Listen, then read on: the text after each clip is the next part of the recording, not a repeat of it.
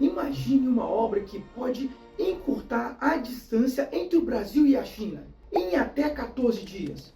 Uma ferrovia que promete reduzir o custo de frete em até 30% e impulsionar a economia brasileira a níveis nunca antes vistos. Mas será que essa mega estrutura que atravessará a Amazônia e a Cordilheira dos Andes é realmente viável? Quais os desafios de construir túneis gigantescos e o que o Brasil precisa fazer para não perder a soberania nesse projeto bilionário? Fique conosco e descubra todos os detalhes da ferrovia bioceânica, a ponte que pode ligar o Atlântico ao Pacífico e mudar para sempre o futuro do nosso país. Bem-vindos ao canal Geofra. Se você gosta de geografia, história e atualidade, fortaleça o nosso trabalho. Se inscreva no canal, deixe o seu like, deixe o seu comentário, pois assim você nos ajuda a continuar produzindo mais vídeos como este. O que é a ferrovia bioceânica?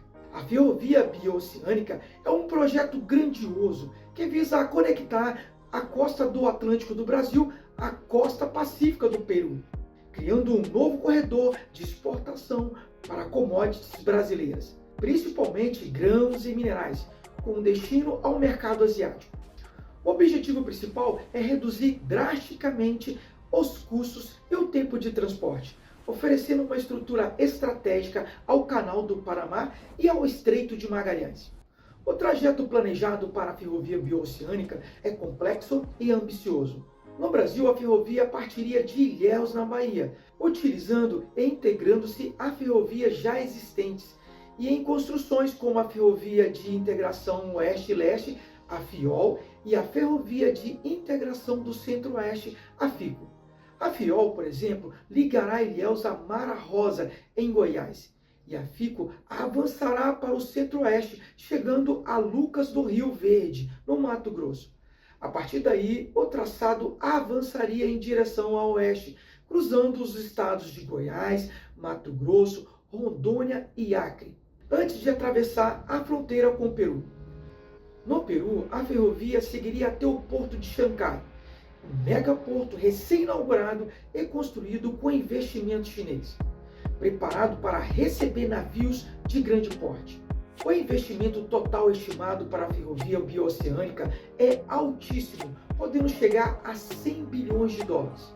A China é a principal interessada e candidata a financiar grande parte do projeto, devido ao seu interesse estratégico em garantir acesso mais rápido e barato às matérias-primas brasileiras. O porto de Chancay, no Peru, por exemplo, já recebeu um investimento chinês de 1,3 bilhão de dólares e é operado por uma empresa estatal chinesa.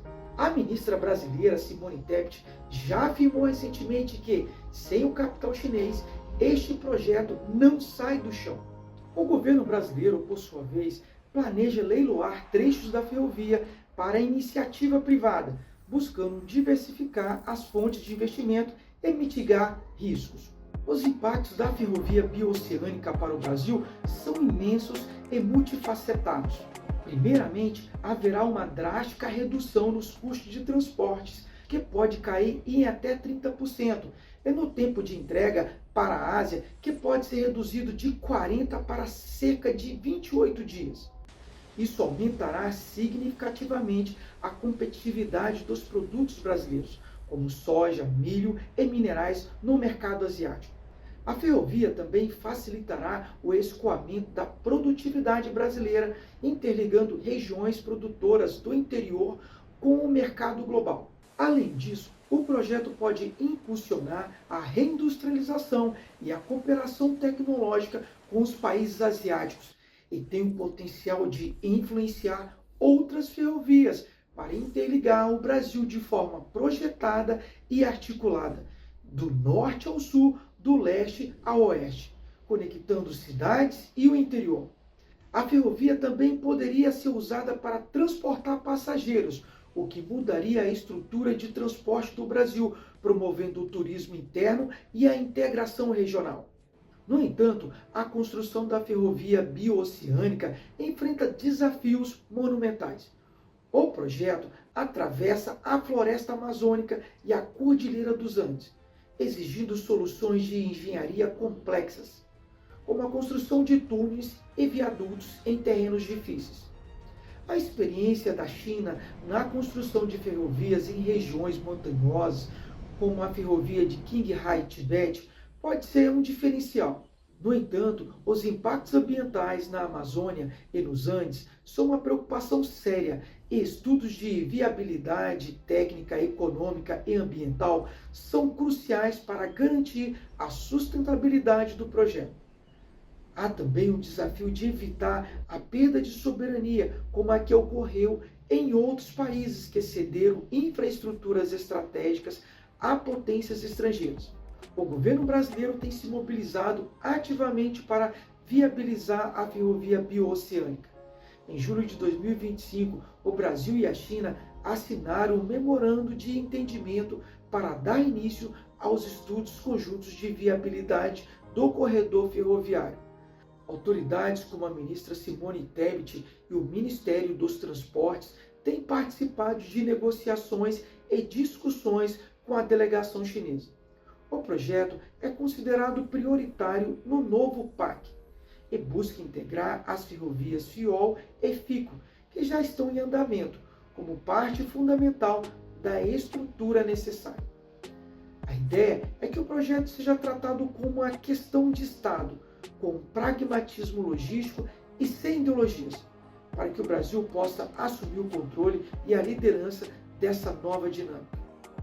A ferrovia transoceânica é sem dúvida um dos projetos mais ambiciosos da nossa história. Uma ponte de aço que pode encurtar distâncias, gerar riquezas e transformar o futuro do Brasil. Mas os desafios são imensos e as perguntas ainda são muitas. Será que conseguiremos equilibrar desenvolvimento econômico com a proteção ambiental? O Brasil será o grande protagonismo dessa nova rota ou apenas um atalho para os interesses chineses? Agora eu quero saber a sua opinião. Você acredita que a ferrovia transoceânica será benéfica para o Brasil?